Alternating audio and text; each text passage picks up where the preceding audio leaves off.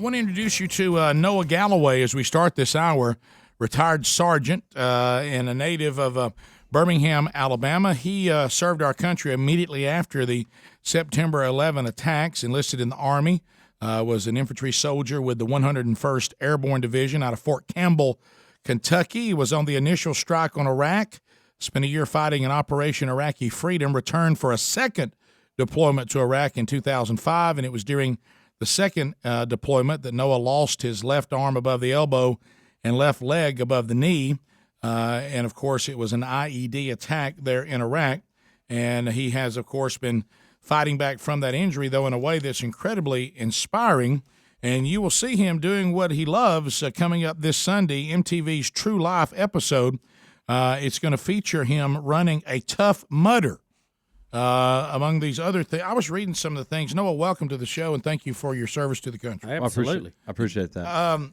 These Tough Mudders and these these feats of endurance and things that you're doing. I was reading some of the things that you have been doing since your recovery from your injuries and CrossFit events. My gosh, I can't imagine what a barbarian challenge is. A warrior dash, and then, of course, like we're going to see this Sunday, the Tough Mudder. What's a Tough Mudder? A Tough Mudder is a 10 to 12-mile obstacle course race that they have all across the country. Well, and some overseas. But it's, they like to consider it one of the toughest events on the planet, what they say on their website. But you have, like 10 to 12 miles of running through mud, through trails, and then you have all these random obstacles throughout the course. Well, let's go back, and you can see a lot about Noah by looking at some of the stuff there on MTV's website, and of course we will have more information about him as well. And it's already been taped, so you know how you did. We won't ask you how you did, and I'm sure MTV doesn't want you to tell us. But I was looking at some of the pictures and stuff and reading your story. So when you were injured in battle, you were unconscious for how many days? About 6 days. 6 days. Yes, sir. And they send you to Germany, I guess, out of Iraq. Yes, sir. I went to a hospital out of Baghdad, and then from there to Germany, and then Germany to Walter Reed in D.C., and I woke up Christmas Day in D.C. Wow. So take us back there. Because you're unconscious. Yeah, when I woke up, I remember waking up as my parents were walking into the room, and I had no idea where I was, how I got there. I did remember thinking, I knew I was somewhere safe because they were there. And something in the back of my mind just told me to smile, so my mom knew I was okay. Which, looking back, I'm like, I don't know why I thought that, because I didn't know what condition I was in. Because it was actually my mom that had to explain to me that I'd lost my arm and my leg, and that my mouth was wired shut because my jaw was shattered, and my right leg didn't have any feeling to it. They didn't know if it ever would work again. Yeah, there were other injuries all over Yes, your sir. body than the two amputations, right? Yeah, so it was it was a lot to take in. One of the interesting things in my family was my dad was there, and my dad lost his arm when he was 18 working in a plant. Really? And my entire life, I've grown up with him doing construction with that one arm. So I had him as a motivational tool to just know where he's been and where he's come from. And to say, well, I can do just as well. But, of course, that's easier said than done. And I went through a couple of years of denial of depression.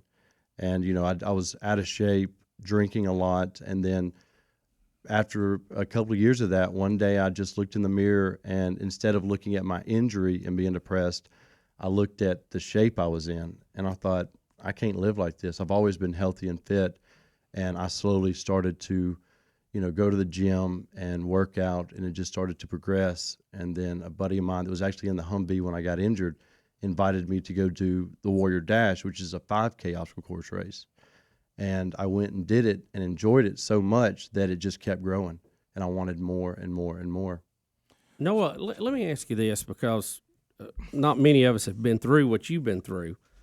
But what is it like, and I know this is difficult, but what is it like when you're there and you're confused and someone has to tell you, hey, you don't have an arm anymore, you don't have a leg? How does that go? How do they tell you, and what is your initial response to that? Well, the way she told me was pretty blunt. That's just how my mom works. So it was your mom that It actually was. told you. And it was hard for her to say, but she just came right out with it. And my immediate reaction was, it's done. Everything's over. I was a very physical person. Everything I did, from construction work and working in a plant myself, and then being an infantry soldier, it was over. I thought, well, there's nothing left, and there were days that I thought it would have been easier to have just died over there, because then the memory I bet people would have been think great. that all the time. Yeah, you see somebody in a wheelchair, you see somebody that is struggling. You think, gosh, it'd been better if they just had died from their injuries. Definitely. But where I'm at now, looking back, I can't believe I ever thought that. I mean, that was what happens. You go through those emotions, but even though you had a dad you'd watch live at least part of your injuries out before your very eyes. But like I say, the great part about how I saw what he did, and I can do the same. But there were days that, he's below the elbow, and just my arm alone, I think one time I even said to him out of anger, "You don't know what this is like." Oh, really? Because you have an elbow, and then I also was missing my leg above the knee, so there were still things that would make me angry. And my sisters, I have 3 sisters that came up and spent some time with me, and they said it was just the emotions were just up and down, back and forth. One minute I was laughing, the next I was crying, the next I was yelling at them. It was just I have a good family that didn't just say, you know what, we're out of here. Right. Mm-hmm. Well, we'll come back. We'll talk more about the True Life episode that is coming up this weekend on MTV, and talk about the no excuses and how you got to the point, because I love that. Because we are living in a time where everybody, and it's nothing but excuses. Yeah. Nobody says, well, you don't understand what I've been through, or everybody's look for some reason for them not to be excellent, or them not to accomplish something. It's somebody else's fault, and no accountability, no taking responsibility, and so the no excuses part of this. I see it on your shirt today. No excuses. We'll talk about that a little bit too. We're talking to Noah Galloway, retired sergeant, 32-year-old infantry soldier in the 101st Airborne Division out of Fort Campbell, Kentucky. Was injured in the line of duty on an IED attack.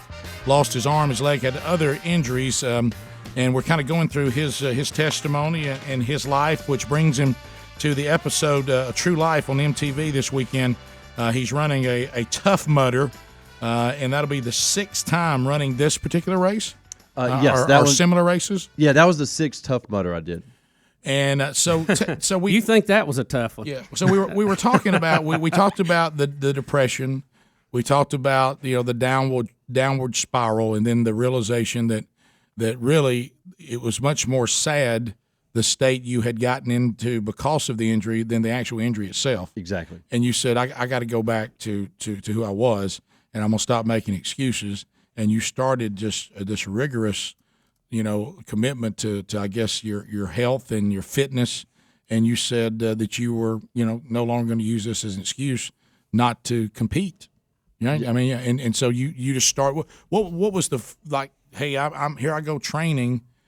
I'm new to being, without an arm and a leg. How does it all start? I mean, the one thing that really kicked it off was a good friend of mine, Eric Eisenberg, who actually owns Biotech Limb and Brace, that they do my prosthetic work here in Birmingham. And he told me that he saw something in me. He said, if you ever want to get back in shape and start competing, I'll sponsor you.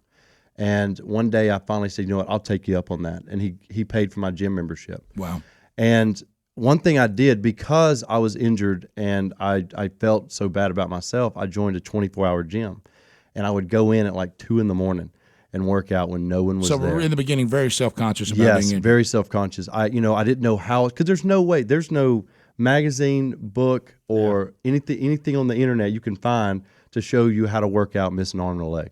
So I had to get in there. The core and everything. Because there are free weights you can use to work out your right side, but then I was like, what am I going to do for the left? And it was all trial and error on what I was doing, because I wanted to be symmetric, best as good as I could.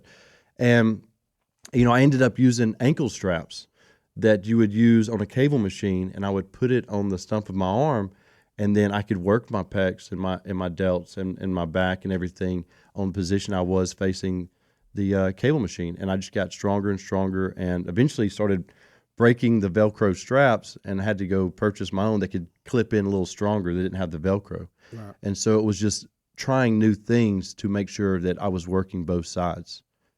That part is because trying to get your body to I'm just trying to think about how you balance and how you feel everything, and trying to get you accustomed to that. Yeah, everything I do, even if I'm using dumbbells or something to do bench press for the right side, for the good side, my core tightens up because it's twisting my body. So it's putting a lot more strain in different areas. So that keeps I have to stay in really good shape just in general because of my injury, because everything I do, it puts a lot more strain on the Your right body side starts of my trying body. to compensate. Exactly. And it causes problems with the other side. Yeah.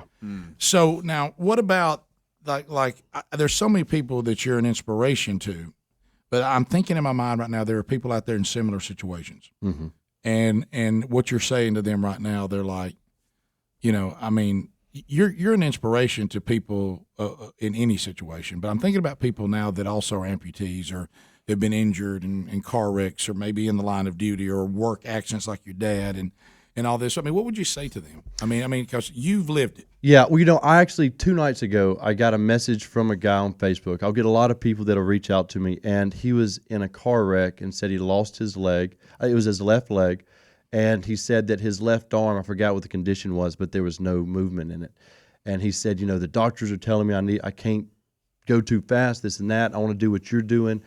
And my first question to him was, how long has it been since you've been injured? And he said, July. And I was like, hey, look. I know sometimes we don't like what doctors say, but they get paid big bucks for a reason. Road. Yeah. So I told him that, hey, I told him about my 3 years of depression and being out of shape, because he's afraid he's going to just wither away. And I told him, just give it time. But, I talk to people all the time. I'm like, look, it's doable. It's possible. It's all about getting in there. And and I just tell them how I do things, and hope that they'll follow suit and push themselves as well. I mean, you look at this because, I That's know amazing. I just know how my mind works. I'm thinking of, I got a bottle of water I'm holding. Over here is where you are now. Where my cell phone is where you started. Mm-hmm. Once I get here, I'm with you, man. Mm-hmm. But, man, this. Yeah. That in between, do you get to the point you literally cannot look beyond the next minute, the next hour? You can't start thinking about. Yeah, because it'll stress you out. Because Right. even now, like I tell people all the time that just in fitness in general, I'm like, after a year, finally that first year of working out, I felt great. I was just amazed. But then the second year was even better, and the third, it just keeps growing. But sometimes even now, every so often I'll wake up and think, why am I doing this? What am I accomplishing? Why am I putting myself through this? But I can't let those doubts surely creep in. Surely you see the purpose in this. Yeah, but then, and that's what really motivates me, are the people that reach out to me and say, I've had moms of children that are amputees that they're like, hey, you're a great motivation for my child, and things like that just really, and people that are completely the able-bodied people that are like, hey, I've said, if he can do it, I can do it, and they've started doing things, and that right there reminds me why I have to keep going. Well, Noah, with all that you have overcome, though, you still have not conquered the little storm from Highland home over there to your left. Yeah. Another interesting story. You're actually dating one of our former interns, Elle Woods, that was on the program. Hey, y'all. Her name is Jamie. If you listen to the flagship station, 104.7 WZZK, she does a show on one of our many interns that have gone out into the business and earning a living. And she has her own radio show. The Jammin' with Jamie show. Yeah. This is the longest she's ever let me Okay. talk. I know. This is good. I had her mic off. Yeah. She was over there twitching. How did y'all meet, Jamie? What is all this? He actually came in for an interview. My boss was doing motivational interviews at the beginning of the year last year, or this year, and right after New Year's, and he came in for an interview because he found him online, and he said, you got to meet this guy. You got to meet this guy. And then he came in, and the rest is history. Oh, well, no. Well, now he came in, and then I was talking about how I wanted to run an obstacle course race, and because that's what My line of work. Yeah. Yeah. Perfect. And I said, I've been wanting to do that. And he's like, oh, you can run, with me and my team. He's like, I don't know you from Adam. I was like, I don't care. So I was like, let's do it. Okay. So then we ran one in March. And, Yeah, we went to Georgia and did a Spartan Sprint, which was like a 4 or 5 mile obstacle course race. And then we were I kind of use it as a way to say, hey, let's just do a race, and then invited her to lunch because I thought we got to kind of get to know you before I take you to meet you all my friends. See that I'm not crazy, even though I really am. Your mindset we get. Is that you? Wait. We're trying to understand hers. Well, I mean, what was it where she said, "Hey, man, I think this guy, I mean, you out there, and fall in love on the obstacle course. I mean, who does that?" Yeah. I'm usually so miserable. I mean, if you set me up and said, "Rick, do an obstacle course across a yard, 5 miles," Rick, I think what he was thinking, Jamie would be so tired she couldn't talk all the time. That's it. well, I wanted to hear his whole story, which is why I had her mic cut off. Oh, whatever. So how long have y'all been seeing each other? May, really? I mean, like dating. Yeah. Because we were just, well, I mean, We were a lot of lunches. okay, yeah. Well, you know what? Brilliant job on your part. I went through this with my wife. Is because they start out with this friend thing, Yeah. but you have to be very careful Yeah, that you you don't don't wanna- stay there. Yeah, exactly. You got to You can find a way. pass through the Yeah. friend zone. You just can't put a tent down there. Oh yeah. Yeah. We'll come back. Some barbarian. What is that thing you did? Barbarian Challenge. That's local to Alabama. Really? That's at Gadsden. What do you do in the barbarian challenge? It's same thing. Just it was about 4 miles. About Tries to 4 make it miles. through the All Iron Bowl. all obstacles. At one point, you have to go and try to lift the right leg of Vulcan. I mean, it's just crazy. Is that the one in Nakalula Falls? Yes, Yes. it is. Yep. Don't you run through a wire and you get shocked and everything? There's Or they did have a Hobie make small that they have up? a small one that's like that. Now Tough Mudder is known for their electroshock therapy, which is a really long obstacle that has all these wires, and they say it's 50,000 volts that are just shocking through it, and it'll knock you down. Just no slam It's your teeth horrible. together. It's Yeah. horrible. All right, have you done Oh, that? yeah. I did. We went to. I took her. I flew her out to San Diego to do my Yeah, 7th look out. Tough Mudder a couple weeks ago. So you've been doing the motors with him? I did my first one We're in a San team now. Diego. How, Mud and Jeff. how, Okay. how is she? She did. I knew she would. We've been doing a lot of training together, and we got out there, and she's.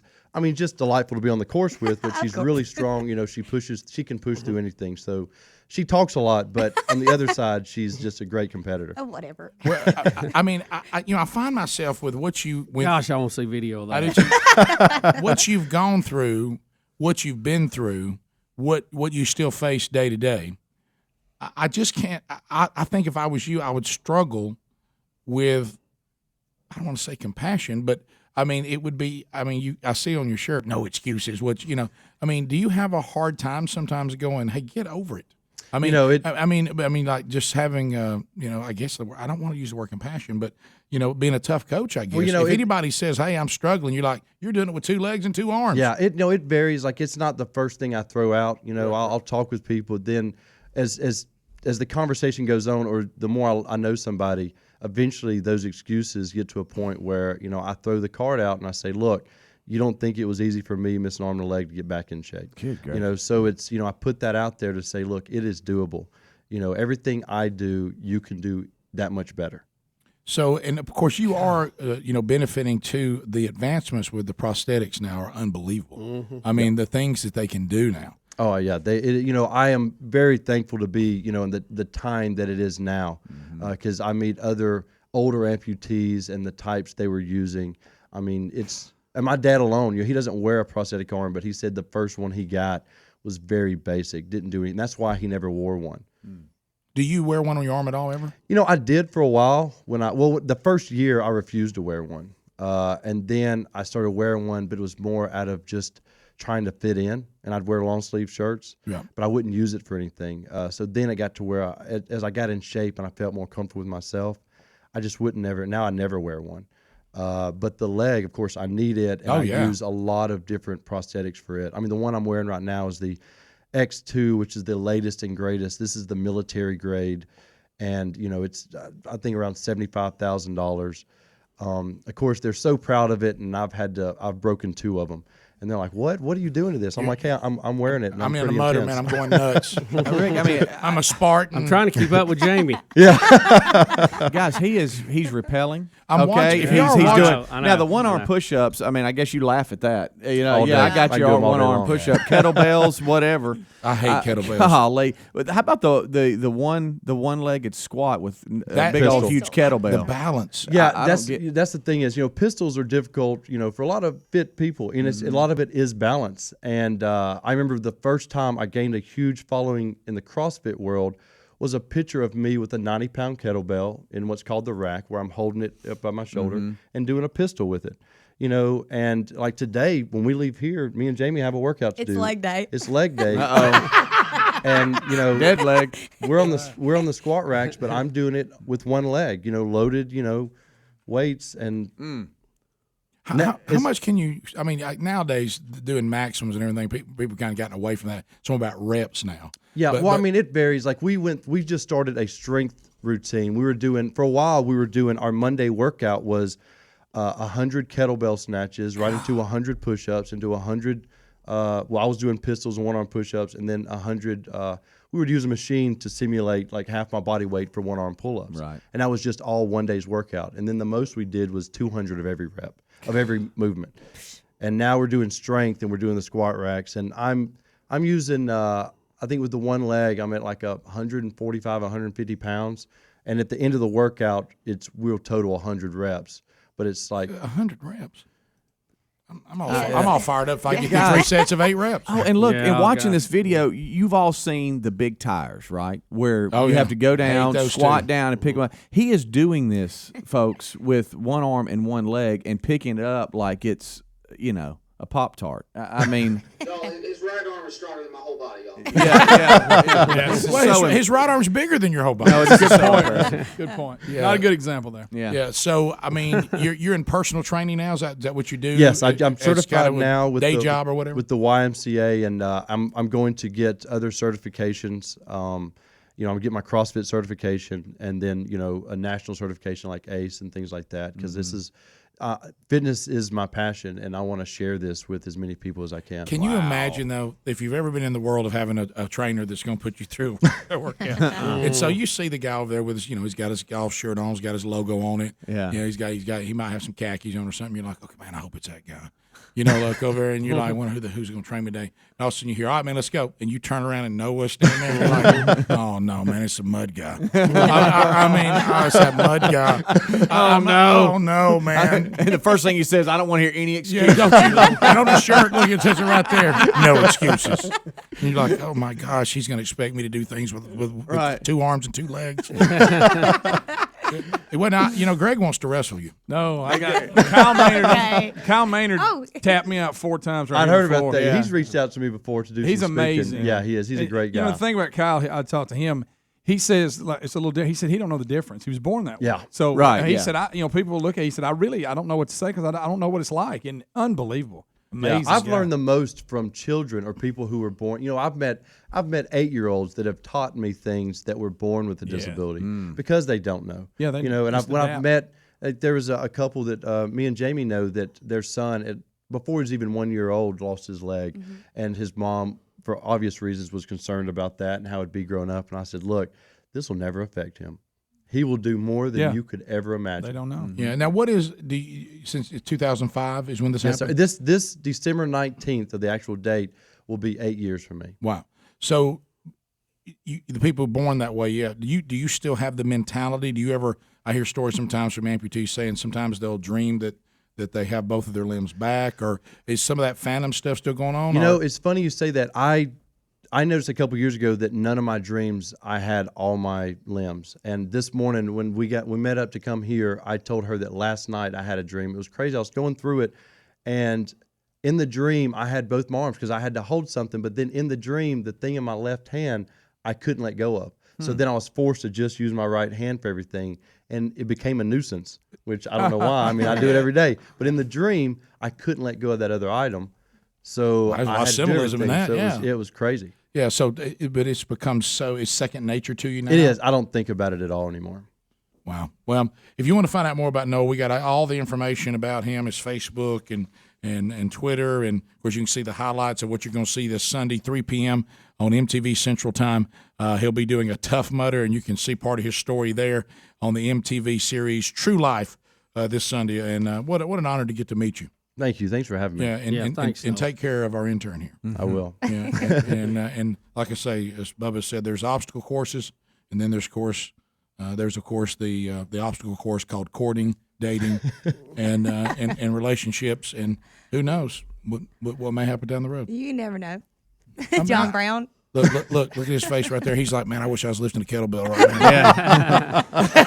And Rick, going to his website's a great visit because when you click on videos, it has a story that CNN did on him and how he's turned his life around. So it's a really good visit to his website. Well, and also a nice reminder of the sacrificial attitude of those who serve this country. So thanks for that again, too. Thank you. We'll be back.